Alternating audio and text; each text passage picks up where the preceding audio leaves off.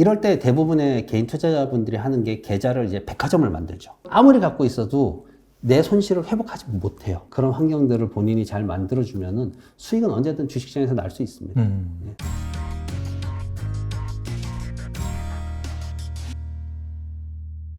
그 최근에 그 사실 인터넷이 상당히 발달을 했잖아요. 예. 그래서 과거보다 이 정보의 투명성이 높아졌습니다. 뭐 완벽히 투명한 건 아니지만. 그래서 개인들 역시 이 기관 투자자 못지않게 다양한 정보 그렇죠.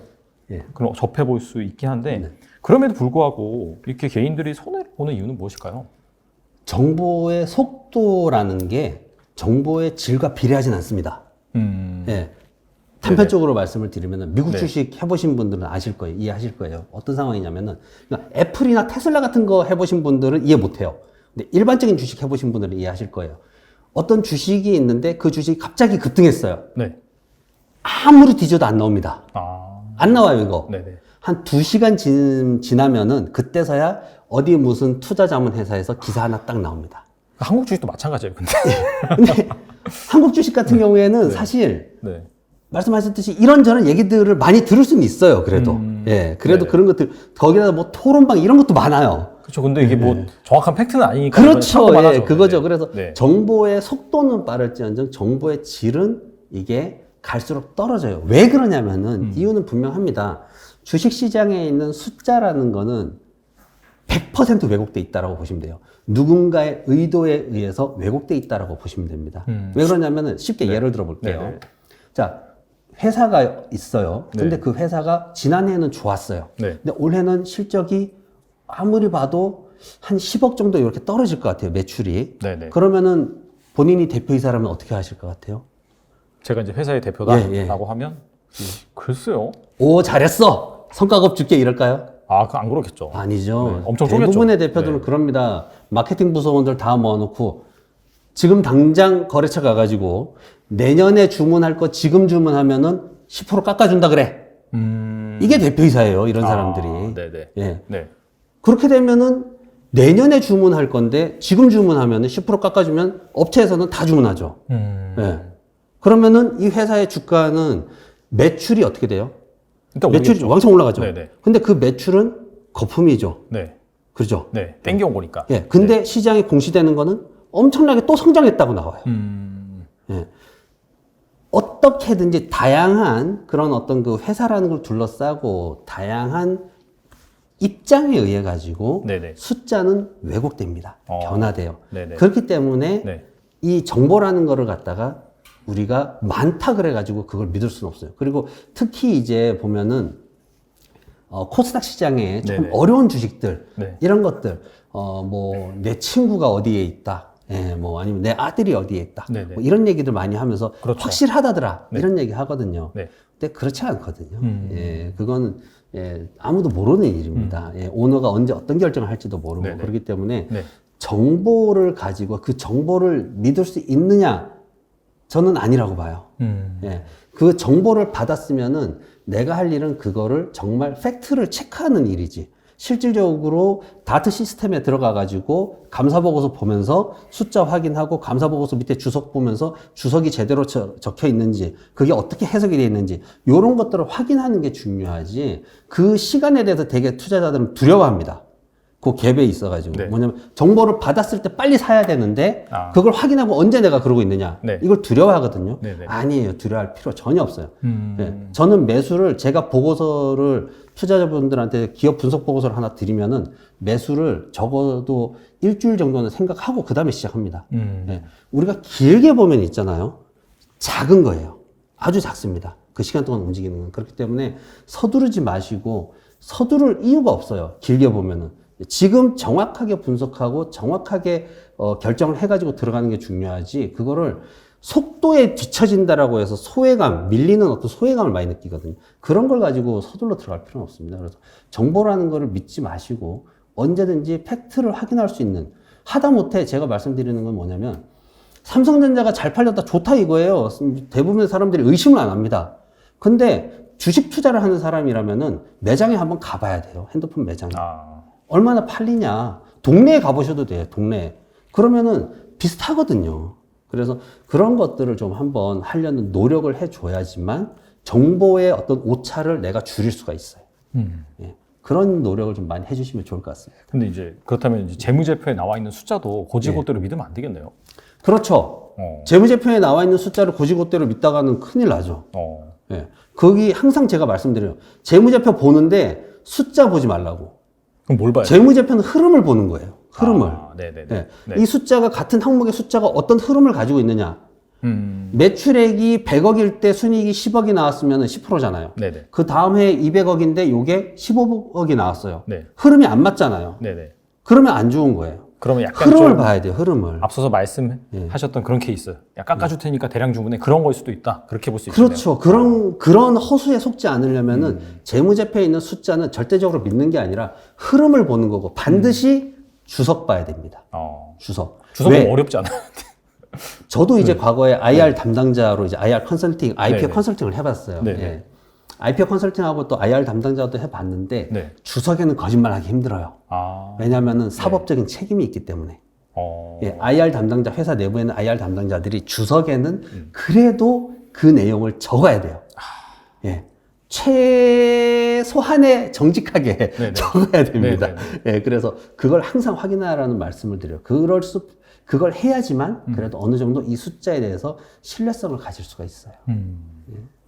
알겠습니다. 또 이게 세무사님께서 하신 말씀이니까 더욱더 신뢰가 가네요. 일단 어렵더라도 주석을 한번 내가 투자하는 기업이라면 하나도 안 어려워요. 그 밑에 잘 적혀 있습니다. 그냥 어. 예, 항목별로 해가지고 밑에 쫙 적혀 있는데 그냥 스크롤바 내려가지고 밑에 쭉 읽어보면 됩니다. 하나도 안 어려워요. 그게 이제 세무사님이 안 어려우실 수가 있는데 일반적인 투자자분은 좀 어려워하시긴 하거든요. 알겠습니다. 뭐 자기가 투자하는 기업이라면 한 번쯤 꼭 투자하신다고 반드시 봐야 해야 됩니다. 됩니다. 예. 알겠습니다. 그리고 그렇다면은 개인 투자자가 사실 이런 어떻게 보면 정글이잖아요. 주식시장이. 네네. 정말 돈 벌기가 힘듭니다. 네. 근데 이제 이런 말씀 하셨더라고요. 짜놓은 자본주의 판에 길들여지지 말아야 한다. 이게 길들여지지 않는다라고 한다면 뭔가 벌 수 있는 기회 같다 그렇게 들리긴 하는데 이 구체적으로 이게 무슨 말인지 궁금하거든요. 한국 분들한테 가장 이해하기 쉬운 방법을 제가 합니다. 네네. 자, 적정 퍼가 얼마일까요? 적정 PR. 네, PR 얼마일까요?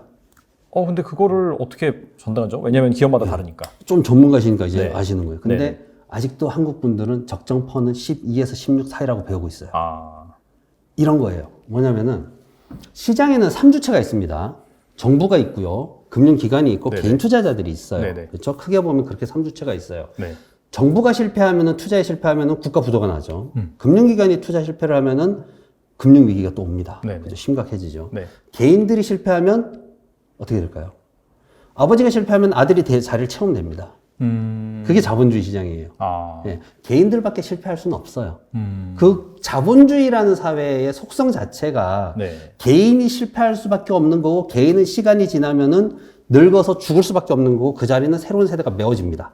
그게 반복적으로 일어나는 거예요. 크게 네네. 보면은. 네. 그래서 자본주의 시장이라는 게 계속 이어져 가는 거예요. 네. 그렇게 돼 있잖아요. 네네. 그러면은 정부와 금융기관의 입장에서 이 개인들을 어떻게 가르쳐야 될까를 한번 생각해 보는 거예요. 예. 그러면 이 사람들은 어떻게 가르쳐야 되느냐? 이 사람들은, 개인들은 예측 가능한 수준으로 행동하게끔 가르쳐야 돼요. 예. 네네. 우리가 배우고 있는 그런 많은 것들이 그렇게 정형화돼 있어요. 이론들이. 물론 시장에 많은 이론이 있지만 그거 따지고 보면 기술적 지표 기껏 해봐야 34가지입니다. 네네. 거기에서 조금 변형돼가지고 이름 갖다 붙인 거예요. 그렇죠. 예. 네. 34가지 중에서도 다 쓰이냐? 아니에요. 기껏 해야 10가지 쓰입니다. 예. 그런 것들을 가지고 정형화된 틀 안에서만 내가 그걸 시장을 끼워 맞추는 거예요. 분석한다는 게. 네네. 그럴 필요가 없거든요. 그걸 말하는 거예요. 그런 틀에 맞춰서 하는 게 아니라 내가 차라리 한 종목에 대해서 내가 잘 알 수 있는, 그걸 접할 수 있는 종목이 있으면 그 한 종목만 가지고 매매를 해도 됩니다. 굳이 시장이 어렵다고 못 찾고 시장 잘 된다고 못 찾고 이러지 않아도 돼요. 그냥 한 종목 가지고 꾸준히 매매해도 돼요. 네네. 돈 버는데 무슨 왕도가 어디 있어요. 네네. 그죠? 그렇기 때문에 그런 것들을 생각해서도 시장에서 정형화되어 있는 그런 생각을 가지고 그런 생각에다 주식의 어떤 가격을 갖다 끼워 맞추려고, 변수들을 끼워 맞추려고 하지 말라는 거예요. 예. 지금처럼 시장에서 지금 굉장히 어렵단 말이죠. 그렇죠. 어려운데 뭐 다들 어렵다 그러고 뭐 하다 그러고 하는데 저 같은 사람도 있는 거예요. 예. 포드를 저는 벌써 한 2년 전에 저는 전기차 테마로 테슬라를 안 하고 포드를 넣었어요. 아, 그래서 포드 주식을 사셨다. 예, 예. 네네. 근데 그거를 투자자분들한테 이거 전기차 테마입니다. 네. 앞으로 전기차는 포드가 주도합니다. 이렇게 얘기했어요. 예. 그러면서 이번에 포드가 지난 연말에 많이 올랐잖아요. 네네. 그럴 때 이제 정리를 하고 나오고 지금 쉬고 있단 말이에요. 네네. 저는 지금 그거를 다시 매수 기회를 노리고 있어요. 시장은 하락했네. 이런 게 아니라, 어우, 고맙습니다. 이러고 하고 있는 거예요. 입장이 다르잖아요. 네네. 예. 이런 거, 시장에 길들여진 사람들은 테슬라를 매수해가지고 테슬라에서 그 뉴스 나올 때마다 마음이 힘들어하고 출렁거릴 때마다 뭘 찾아봐야 되고 잠도 못 자고 직장 생활도 못하고 이런 상황이 되는데 그렇게 시장에서 나오는 뉴스나 숫자나 이런 것들에 길들여져가지고 거기를 쫓아다니지 말라는 거예요. 예. 내가 잘할 수 있는 거, 내가 잘 할 수 있는 어떤 시장의 판을 만들어 가지고 내가 그 판에서 이기는 게임을 해야 되지. 이걸 갖다가 내가 휘둘려 가지고 쫓아다니면서 기존 시장에 나와 있는 이론들이나 이런 것들이 휘둘려 가지고 짜맞추다 보면은 투자를 해서 수익을 낼 수 있는 기회가 뭐 지금도 결과적으로 나와 있잖아요. 개인 투자자들이 얼마나 네네. 실패를 하는지는 네네네. 이런 상황들이 반복될 수밖에 없는 거예요. 그러니까 정리를 하면 사실 테슬라보다 포드가 좋다 이런 건 절대 아니고 아니에요. 예, 그런 건 그러니까 아니에요. 당연히 테슬라를 저점에서 잡아서 네. 가지고 있는 게 가장 많이 벌었겠죠. 그렇죠. 예, 근데 맞죠. 그게 아니라 이 테슬라라는 것 자체는 지금 엄청난 지금 시장에서 미인 주고 성장 주고 예. 남들이 다 보는 그쪽을 보고 따라가다가 만약에 그게 실패했을 때는 큰 코 다칠 수가 있으니까 그렇죠. 자기가 잘 아는 영역에서 맞아요. 예, 자기가 구축한 판에서 투자를 하는 것이 맞습니다. 예. 이게 훨씬 현명하게 장기적으로 돈 벌 수 있는 그런 기회다. 그렇죠. 길게 가야 되는 거예요. 네네. 투자는 내가 죽을 때까지 할 수 있는 거기 때문에 이걸 너무 한 번에 크게 벌겠다. 예. 그러면은 제가 2년 동안 포드가 3배가 올랐는데 네네. 그렇다면 테슬라로 2년 동안 3배 번 사람은 과연 투자자들이 얼마나 많을까? 이런 생각을 해보는 거죠. 네네. 예. 그래서 테슬라로 뭐 몇십 프로 벌었다 하는 분들이 있겠지만 3배 벌었다?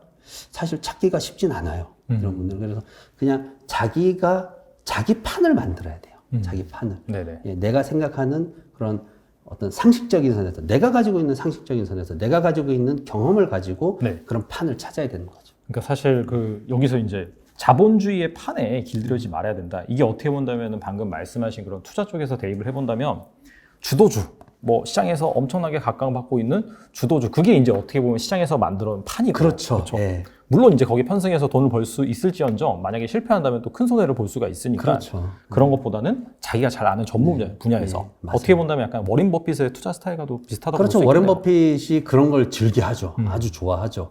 워렌 버핏은 이제 잘 알려지진 않았지만은 워렌 버핏은 이렇게 요즘 같은 장 좋아합니다. 왜냐하면 요즘 같은 장에 네. 제가 이제 요즘 이제 종목 얘기할 때 항상 얘기하는 게 매출 증가율, 순이익 증가하는 추세, 거기에다 하나 더 해가지고 현금이 총부채 대비해서 얼마나 많으냐. 요거 하거든요. 그러니까 네네. 기말 현금액이 총부채 대비해서 얼마나 많으냐. 요걸 이제 보거든요. 왜냐하면 네네. 워렌 버핏이 그거 되게 좋아합니다. 네네. 왜냐하면 성장성 있는 주식에서 현금 있는 애들은 반드시 M&A라든가 이런 걸 통해 가지고 캐파를 늘리게 돼요. 확장하게 됩니다. 사업 네네. 확장. 사업을 확장할 수 있는 여력이 있다는 거는 결국은 주가가 그만큼 뛰어요. 외형이 그만큼 커지니까. 그렇죠. 워렌 버핏이 그러기 위해서 여러 기업들을 매수하고 팔고 합니다. 어. 근데 그게 이제 언론에는 잘 안 나오죠. 그렇죠. 예. 네네. 그래서 큰 것만 나오죠. 큰 그 것만. 워렌 버핏이 그 버커셔 해스웨이가 갖고 있는 그 포트폴리오를 보면은 0.01% 예, 비중이 그렇죠. 너무 작으니까. 뭐 0.1%막 이런 것도 무수히 있어요. 근데 그게 계속 갈려요. 2, 3년 단위로. 그래서 그런 식으로 이제 워렌 버핏도 이제 그런 걸 중요하게 생각하기 때문에 우리 투자자분들도 그런 부분들을 좀 잘 보시면 좋지 않을까 하는 거죠. 네네. 예. 알겠습니다. 또 개인들의 약간 좀 불문율이라고 이런 게 있어요. 뭐냐면은 굳이 막 기업 분석할 필요 없고 네. 한국에서는 어차피 1등 주식은 삼성전자야. 네. 미국에서는 어차피 애플이야. 네. 그래서 그냥 뭐 신경 쓰지 말고 그냥 이 두 주식에 그냥 묻어놓고 네. 쭉 가면 된다. 예. 이 생각에 대해서는 어떻게 보세요? 그쪽 성격이 맞으면 그렇게 하는 거예요. 네. 예.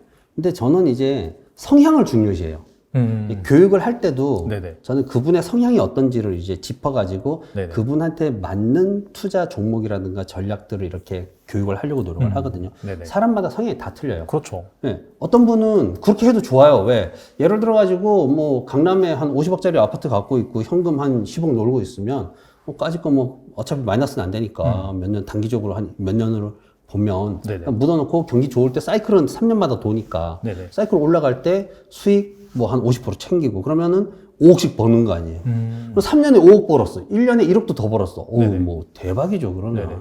그러면 됩니다. 근데 저는 그런 거 싫어해요. 애플에 집어넣어놨다. 연평균 수익률 얼마나 나왔냐? 20%좀 나옵니다. 예.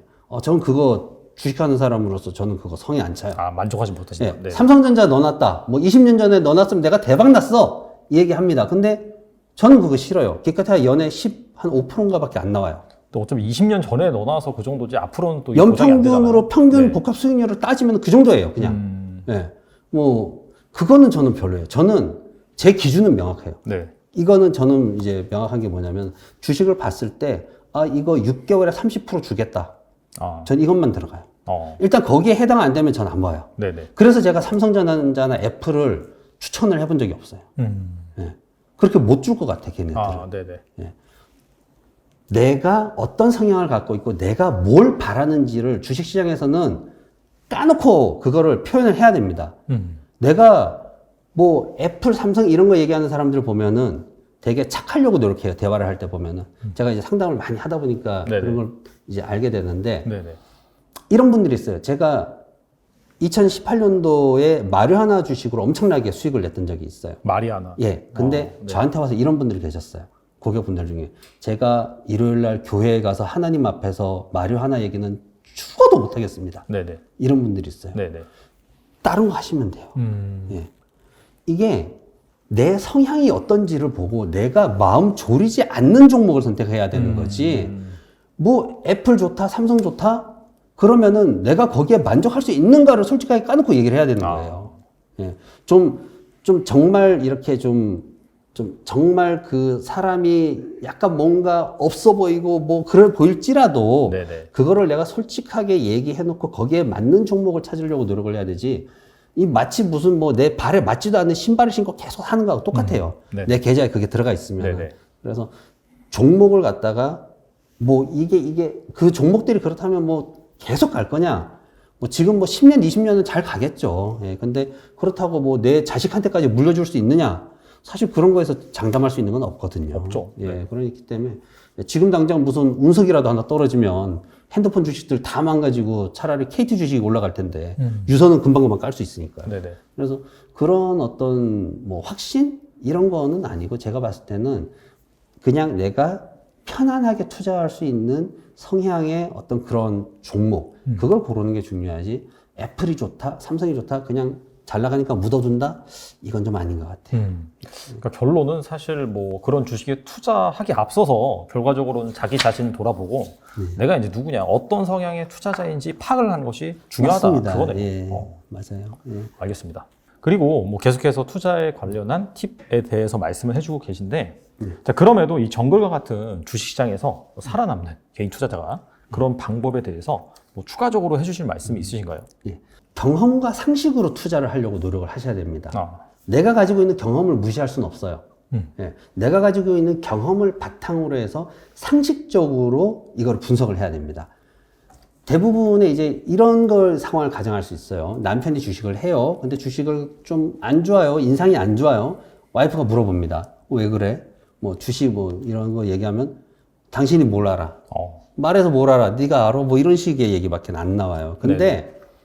저도 이제 매주 이제 뉴욕에 칼럼을 써서 뉴욕일보에 보내고 있는데 칼럼을 쓸 때 가장 중요한 게 뭐냐면은 아무것도 모르는 일반인이 그걸 읽었을 때 이해할 수 있어야 돼요. 주식 투자도 마찬가지예요. 분석을 하는 것도 마찬가지예요. 네네. 어려운 말로 분석을 하지 마세요. 이걸 아무것도 모르는 와이프가 들었을 때, 그래. 네네. 이해하게 만들어야 돼요. 그 정도까지 내가 치열하게 분석을 해야 된다는 얘기예요. 어려운 용어를 쉽게 풀어줄 줄 아는 사람이 진짜 고수거든요. 네네. 예, 그래서 그렇게 개인적으로 투자를 하고 분석을 할 때는 반드시 그걸 해야 된다. 그 경험을 발경을 해서 상식적으로 내 와이프가 알아듣게끔 이해할 수 있게끔 안 되면 끝까지 분석해서 그걸 이해시키려고 노력해야지. 그거는 내 몫이지 투자자의 몫이지 알아들어야 되는 그 듣고 있는 사람의 몫이 아니에요. 그거는 그거를 반드시 해야 된다라는 거. 네네. 그 마지막 질문이 될 것 같은데요. 네. 그 지금 현재 뭐 시장이 좋지 않잖아요. 예. 단기간에 주가가 좀 많이 하락을 했습니다. 자, 이때 투자자라면은 과연 무엇을 해야 될까요? 냉정해져야 돼요. 네. 정말 냉정해져야 돼요. 뭐냐면은 내가 잘못된 길을 가고 있다라는 거를 알아차렸을 때 빨리 네. 행동해야 됩니다. 예. 뭔가 이렇게 이럴 때 대부분의 개인 투자자분들이 하는 게 계좌를 이제 백화점을 만들죠. 요게 좀 좋다 그러니까 요거 그러면 많이 떨어지니까 조금 사보고. 근데 가만히 보면은 내가 사갖고 마이너스 막 나던 것들은 그냥 가만히 놔두는 거예요. 예. 결혼하는 거죠, 그냥. 네, 그렇죠. 예, 어떻게 하지 못해요. 이러다 보면 이제 백화점 되는 거예요. 근데 그러면 또 투자를 또 제대로 하느냐? 그게 아니에요. 투자의 기본 원칙은 이렇게 아이를 학교에 보내는 거랑 똑같아요. 1학년, 초등학교 1학년 들어가는 애를 학교에 보내는 거랑 똑같아요. 뭐냐면은 학교 정문에 딱 들어가야 되는데 네네. 거기에 보면은 떡볶이도 팔고 문구점도 있고 게임하는 오락실도 있고 많단 말이에요. 그럼 네네. 아이를 여기서 이제 혼자 딱 보내면은 애가 옆으로 간단 말이에요. 근데 이거를 톡톡톡 쳐가지고 정문으로 몰아가는 거예요. 아이를 학교로 보낼 때 1학년 때 네네. 그러거든요. 네네. 예, 주식도 마찬가지예요. 정말 좋은 주식이 있으면은 한 3개 정도 이렇게 분석해서 해서 투자를 해서 요것들이 수익이 나는 어떤 추세나 이런 것들을 봐서 자금을 갖다가 집중시켜서 마지막엔 한 종목이 추세를 끝까지 타고 올라갈 수 있게끔 요렇게 탁탁탁 몰아주는 거거든요. 주식에서 어떤 수익을 낸다는 게. 그래서 뭐 투자자분들이 아시겠지만 진짜 돈 버는 전문가들은 수익 날 때 이만큼씩 나더라. 이런 얘기 하거든요. 그게 네네. 그런 거예요. 아. 얼마나 수익 나는 종목으로 자금을 집중해 줄 수 있느냐거든요. 그리고 수익이 어느 정도 나게 되면 그 수익을 담보로 해서 추세를 얼마나 끝까지 타고 할 수 있느냐거든요. 네네. 예. 거기에서도 또 시장에서 짜놓은 틀에 의해 가지고 이거는 이 정도 수익 나면 팔아야 돼. 이렇게 하는 게 아니라 네네. 시장의 추세를 타고 끝까지 가주는 거거든요. 아. 이게. 그래야지 돈을 버는 거거든요. 그러면 지금 해야 될 게 뭐냐면은 단호하게 결정을 해야 될 게 뭐냐면은 내가 잘못된 길을 가고 있다. 내가 가지고 있는 종목이 2022년도에 성장성이나 수익성이 안 된다. 배당도 제대로 못 줄 것 같다. 단호하게 해야 됩니다. 정리할 거 정리하고 그리고 다시 시작해야 되는 거예요. 예. 안 되는 종목을 아무리 갖고 있어도 내 손실을 회복하지 못해요. 네네. 예. 그러면은 그거를 어느 정도는 내가 결정을 하고 각오를 하고 정리를 하고 되는 놈들로 다시 이게 또 사람들은 대부분 이제 바로바로 들어가요. 네네. 예. 팔기도 전에 벌써 살 종목을 정해놓고 있어요. 네네. 그러면 안 돼요. 시간에 너무 쫓기지 마시고 항상 기회는 있으니까 그 시간적인 것을 내가 어느 정도 회복하면서 심리적인 걸 회복을 하면서 시간을 가지고 보면서 이렇게 차근차근 들어가야지 네네. 수익이 장기적으로 봤을 때 다시 그걸 다 회복을 하고 더 큰 수익을 얻는 거지. 지금 어떤 그런 각오도 없이 무조건 그래 이거를 메꿔 봐야지 요거 조금 사고 5% 사고 10% 사고 이런 식으로 해서는 지금은 이 위기를 벗어날 방법이 없습니다. 아. 예, 그렇기 때문에 네네. 각오를 단단히 하시고 정리할 것들 정리하시고 시간적인 여유를 좀 가지면서 다시 흐름을 정확히 타면서 차근차근 매수를 해서 들어가시고 집중할 수 있는 그런 환경들을 본인이 잘 만들어주면은 수익은 언제든 주식시장에서 날 수 있습니다. 예. 알겠습니다. 뭐 이렇게 장기적으로 시장은 사실 계속해서 우상향하는 그런 네, 흐름이 있기 그렇죠. 때문에 네. 또 지금 상황에서 방금 말씀하신 선택과 집중 잘 한다라고 하면은 분명히 또 나중에 왔을 때는 또 만족할 만한 그런 수익률이 나올 거라고 생각을 합니다. 네, 오늘 김태수 세무사님 모시고 또 미국 시장 관련한 내용, 그 다음에 투자관 그리고 투자 심리 지금 상황에서 어떻게 해야 되는지 그런 부분에 대해서 나눠봤는데 출간하신 책이 사실 지금 상황에서 투자자들이 읽으면 딱 좋아요. 그죠? 네, 맞아요. 약간 예. 투자자들의 마음이라든지 아픈 마음이라든지 그런 부분을 달래드리고 또 지금 상황에서 어떻게 행동을 해야 되는지. 이 책이 잠깐 말씀드리자면은 단순하게 이제 일반적 인문학적인 관점에서 이제 실패한 투자자들이나 어려운 투자자들을 위로하려는 책이 아니에요. 이제 그렇게 보시는 분들이 좀 있는데 절대 그런 책이 아닙니다. 네네. 그래서 이 책의 첫 번째 목적은 뭐냐면은 이 책을 읽은 투자자분들의 가족들이 이 책을 읽고 투자자분들을 좀 이해할 수 있으면 좋겠다는 거예요. 네네. 서로 대화할 수 있으면 네. 좋겠다. 지금 사실 마음이 힘든 거는 대화를 못해서 그래요. 투자자분들은. 아. 내 가족들한테도 얘기를 못 하잖아요. 그게 하면은 문제거든요. 욕 먹겠죠. 해봐야 욕먹으니까. 근데 네. 가족들이 내 마음을 이해할 수 있다라면은, 아, 그래, 그럴 수 있어. 이렇게 나온다라면은 네. 내가 대화를 할 수 있으면 내 마음의 부담이 줄어요. 어. 그럼 주식에 더 집중할 수 있어요. 네네. 첫 번째는 그런 거고, 두 번째는 뭐냐면은 내가 어느 포인트에서 잘못했는지를 찾아내라는 거예요. 투자자분들이. 투자에 함에 예. 있어서 어느 포인트에 잘못했는지. 투자의 분석, 첫 번째 종목을 고르는 거에서부터 분석하면서 매매하는 그 과정들이 쭉 나옵니다. 네네. 예, 이제 짧게 있지만 모든 과정들이 들어가 있어요. 그럼 그 과정에서 내가 솔직하게 까놓고 내가 어떤 생각을 했냐. 이런 것들을 솔직하게 내비춰가지고 내가 어느 포인트에서 어떤 과정에서 잘못했냐. 이걸 알라는 거예요. 그래야지 시장이 올라갈 때 내가 제대로 할 수 있으니까. 네네. 예, 좀 솔직하게. 네. 예, 그래서 그런 의미로 쓴 책이기 때문에 네.